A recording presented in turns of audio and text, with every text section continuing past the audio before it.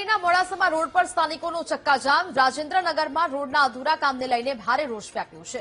રસ્તા પર ચક્કાજામ કરી લોકોએ વિરોધ નોંધાવ્યો। રોડના અધૂરા કામને લઈ અકસ્માત થતા હોવાનો દાવો કરાયો છે।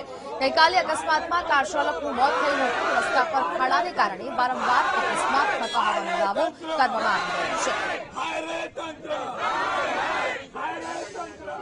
સંવાદદાતા રાકેશ ફોન લાઈન પર જોડાયા છે। રાકેશ, મોડાસામાં રોડ પર સ્થાનિકોએ ચક્કાજામ કરી વિરોધ નોંધાવ્યો છે, શું વિગત? જી ચોક્કસથી નેહા, મોડાસાથી રાજેન્દ્રનગર જે રોડ છે તે રોડ ઉપર ચક્કાજામ કરવામાં આવ્યો છે। ગઈકાલે જે ઇકો કારમાં અકસ્માત થયો હતો તેમાં એક ચાલકનું મૃત્યુ થયું હતું। તેને લઈને જે ગામ લોકો દ્વારા રોષ વ્યક્ત કરવામાં આવ્યો હતો।